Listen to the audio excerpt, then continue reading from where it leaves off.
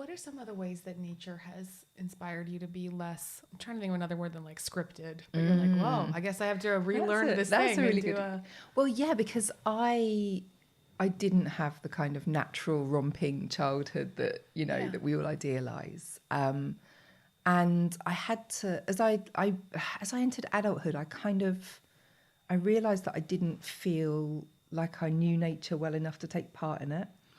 And I didn't know the name of any trees, and I couldn't identify birdsong, and I felt a bit embarrassed about that. But I also felt like other people had that, and it wasn't mine, and therefore I should like back off and leave them to it.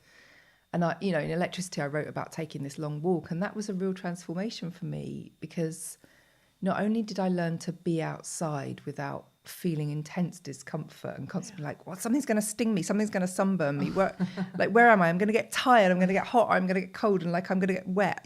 I sort of learned to deal with that, to put the right clothes on and go out. But I realised that I could make it my domain and a place that I was allowed to undertake learning in. And that, I might not have grown up knowing the names of trees, but I could just learn them now. And that I could have fun with that, and I could be humble before it and admit that I didn't know it, rather than trying to conceal that I didn't know it, which is what we do a lot of. And I think a lot of my work now is hopefully about inviting other people to do the same, and just saying, like, it's fine, you don't know anything. So what? Come and do your own thing there. You really want us to relearn our place, and that placeness somehow will grow roots under us. If someone's not in Jane Austen countryside, and they're in a neighborhood that maybe like a lot of people live in places they didn't grow up, and that feels like a challenge to be like, all right, how do we in place here? I mean, one of the questions that I get asked most of all at, say, literary festivals or whatever, is people saying, but I live in the city, how can I find enchantment? It's like, oh my God, right, come on, there's so many good things. And enchantment doesn't just lie in the natural world anyway, but cities are full of deep enchantment. All those amazing, crazy museums you find in every city, like even the tiny ones that have got weird artifacts, love those. I just love them. And people are nature. And you go out and you see this mass of people, and they're all doing a different thing, and people's faces are so beautiful when they're resting and when you're not looking at them and talking to them, like the stuff people do when they're unawares of you, and the little kindnesses they show each other, and the way en masse people flow around a space. It's so beautiful, and I find infinite things to just love about it, and I don't understand why we think that's so bad, that space is so bad. It's lovely.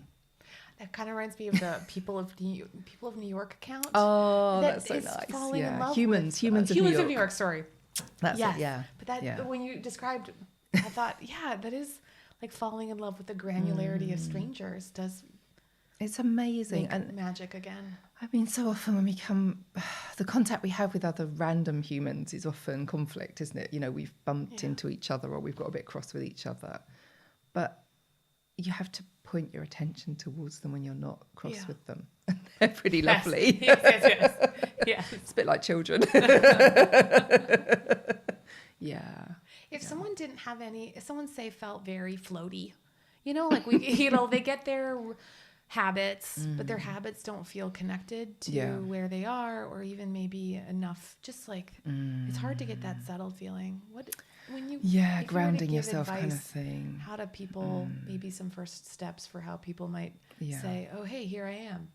Yeah, I mean, first of all, I think it's really important to acknowledge how actually that's a rational response, that we've all had to leave our bodies to feel safe, and that for loads of us, we've been almost trained to ignore our gut feelings and to ignore our intuition, to override them when they're telling us, oh no, I'm too tired to do this, this is too unpleasant, I don't like this, oh, I've got to do it anyway because it's my job, or whatever.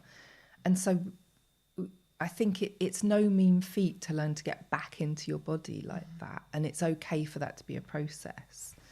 And the aim is really to learn to tune back into the thing inside you that says, I want to do this, I want to touch this, I want to look at it, I think it's beautiful, I'm drawn to it. Yeah. But we don't always feel that immediately. Yeah. And I always say, you know, there are a few simple little things that you could just practice just until you feel it. And a lovely one is just holding a stone. Stones are so nice to hold.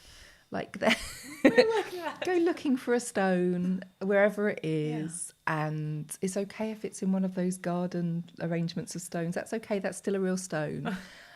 They dig those up around where I live. And, you know, hold a stone in your hand and feel its weight and feel the way it warms up in your palm. And its appearance will change as you hold it as well. You know, it takes in the oils of your skin and it will begin to have a little sheen. And you can think about it however you like. You can think about what it looks like, whether it looks like a little animal or whether it's got a pretty shape to it or a hole in it. I love holy stones. But you can also, if you want to, think about how old it is and how impossible it is to understand that time scale. And you can think about how heavy it is and how you can feel its pull towards the earth, and that's gravity, like here's gravity right here in my hands. It's a kind of prayer, isn't it? To hold a stone. You know, it's a distillation of feeling communicated directly. And for those people who say that they don't pray or they can't pray or they wouldn't dream of praying because it's just too silly for them to do, you can do that.